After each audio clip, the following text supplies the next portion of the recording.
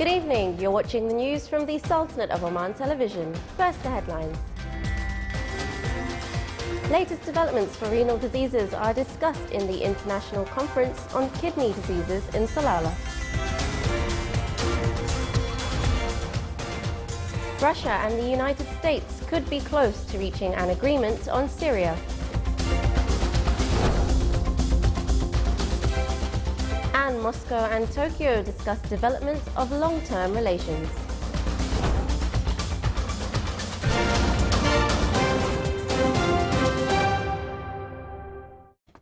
Those were the headlines, and now for the news in detail. The Directorate General of Health Services in the Governorate of Dhofar, represented by the renal unit at Sultan Qaboos Hospital, organised a 3-day international conference on kidney diseases in Salalah. The conference is organised in collaboration with the Omani Society for Nephrology Diseases and the International Society of Nephrology, with participation of 250 personalities from the Sultanate and other countries. The international conference includes 27 lectures that are divided into 7 scientific sessions, which will be presented by international lecturers from around the world.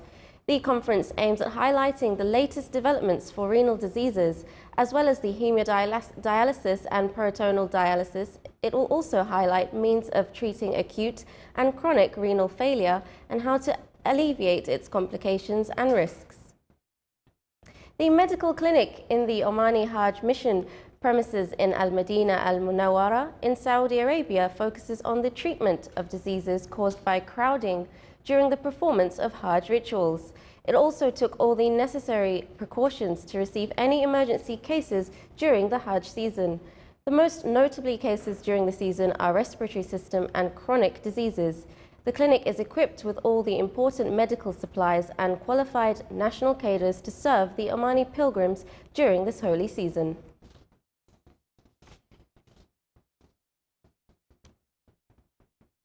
The Oman Environmental Services Holding Company, BEA, organised a seminar entitled Hopes and Challenges in the Wilaya of Wadi Al-Ma'awil in the Governorate of South Batana. During the event, the company reviewed its annual plans regarding the development of waste management sector, as well as protecting the environment and its natural resources from pollution. The seminar also shed light on services provided by the company in related fields, in addition to its role in working side by side with other government and domestic sectors to protect the Omani environment. The seminar was provided over by His Excellency Khalid bin Hilal Al-Ma'wali, Chairman of the Shura Council.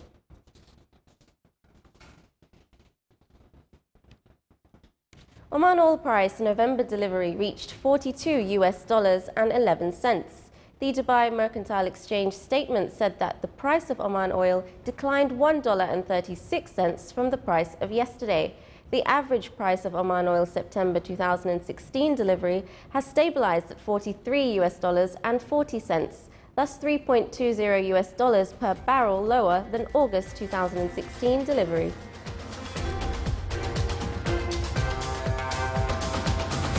Still to come in our news bulletin.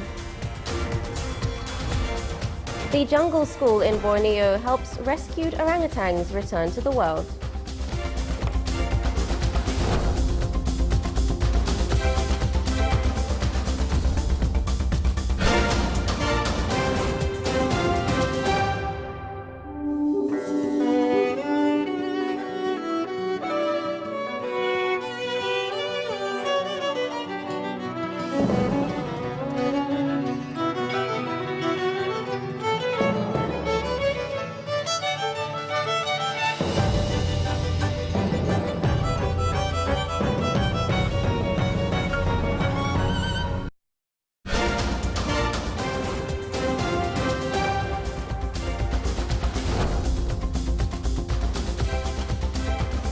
Welcome back to the news from the Sultanate of Oman television.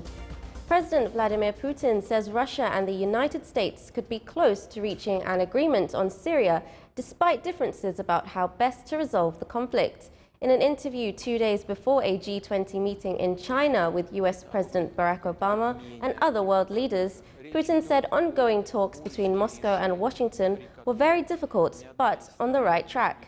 US Secretary of State John Kerry and Russian Foreign Minister Sergei Lavrov failed to reach a breakthrough deal on military cooperation and a nationwide cessation of hostilities in Syria last week, but said teams from both sides would try to finalize details in Geneva.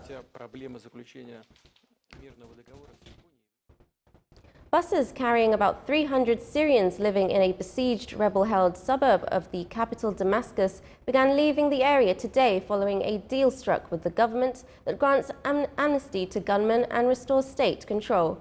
In Moadamiyah area, security forces searched the luggage of dozens of men, women and children before they boarded buses today, heading out of the suburb to shelters in a government-controlled neighborhood nearby. Moadamiyah, which a UN report said was gassed with toxic sarin in 2013, has suffered a 3-year government siege, leaving its estimated 28,000 residents with dwindling food and medical supplies. The first part of the deal's implementation evacuates about 300 people, including 62 gunmen who agreed to lay down their arms after taking advantage of a presidential amnesty. The Moadamiyah deal came a week after the full evacuation of the nearby rebel-held suburb of Daraya. Turkish President Tayyip Erdogan said today his country has swept Daesh and the Kurdish People's Protection Unit's YPG militia from an area of northern Syria, but Syrian Kurdish forces have still not met a Turkish demand to withdraw to the east of the Euphrates River. Turkey launched a cross-border offensive into Syria last week, saying that it had a dual aim of driving away Daesh and ensuring Kurdish forces did not fill the void that was left by extending their control of territory along Turkey's border. Erdogan told a news conference this morning that the operation dubbed Euphrates Shield had been successful in clearing Daesh and Kurdish YPG from the area. Separately, one Turkish soldier was killed and 6 wounded in clashes with Kurdish militants in the volatile southeast. 20 Kurdish fighters were also killed during clashes in Hakkari province that included Turkish airstrikes.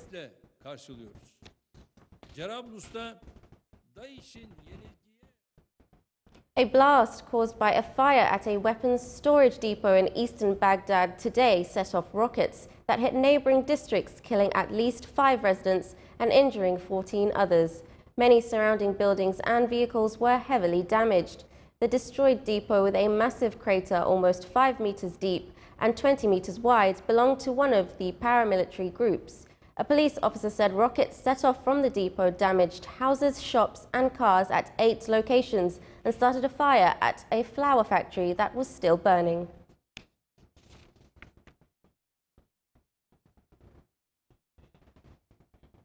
At least 13 people were killed and more than 50 wounded after a suicide bomber attacked a court in the Pakistani city of Mardan today. Police said the latest assault targeting Pakistan's legal community. Senior police official Ejaz Khan told reporters that the bomber shot his way through the main gate leading to the district court before throwing a hand grenade and detonating his suicide vest among the mourning crowds. Rescuers were picking their way through the scattered human remains and blood-stained office equipment and files to collect survivors, witnesses said.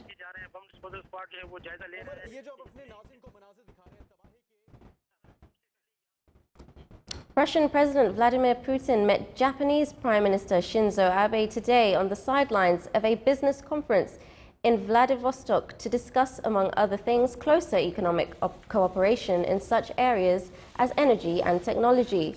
Abe hopes the lure of deeper economic ties with Russia will strengthen strategic relations in the face of a rising China, but skeptics question whether the approach will generate a breakthrough on the dispute over the small islands. Abe, speaking to reporters in Tokyo before his departure for Vladivostok, said he hoped for progress in his talks with the Russian leader. But a Kremlin spokesman said that the 2 leaders were unlikely to advance significantly in talks over resolving the Kuril Islands dispute at their meeting. Hurricane Hermine swept onto Florida's Gulf Coast this morning with winds and heavy rain causing flooding and cutting power to tens of thousands of people, with officials warning of life-threatening conditions. The Miami-based National Hurricane Center said the Category 1 storm made landfall near street marks just south of Florida's capital, Tallahassee, with the 130 km/h winds extending 45 miles from the hurricane's eye. It added that there is a danger of life-threatening inundation within the next 12 to 24 hours along the Gulf Coast of Florida. Some 70,000 people in rain-drenched Tallahassee were already without power as local television stations broadcast video footage of buffeting winds and cars driving through flooded streets. Authorities in several counties have issued mandatory evacuation orders for residents living on the coast and in low-lying regions.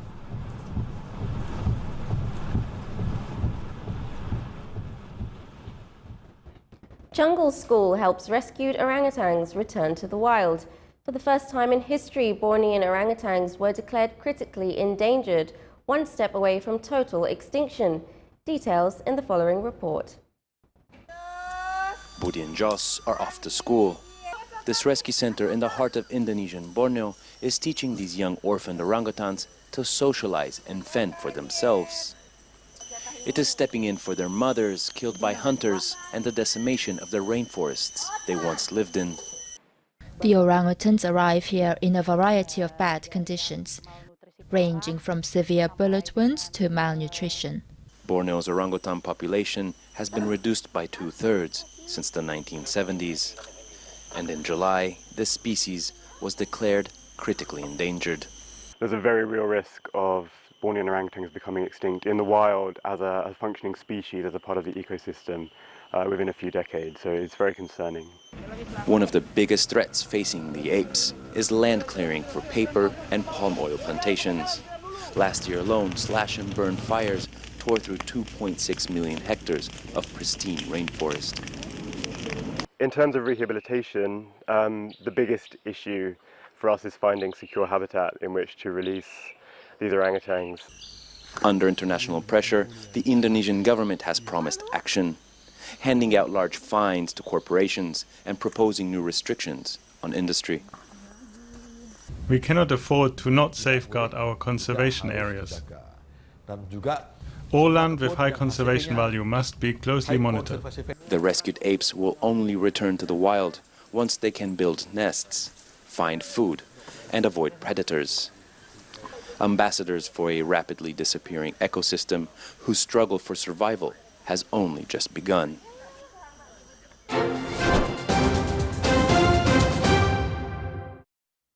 And now for the general weather forecast around the Sultanate. Partly cloudy to cloudy skies will prevail over the coastal areas of the Governorate of Dhofar and its nearby mountains, with intermittent drizzle.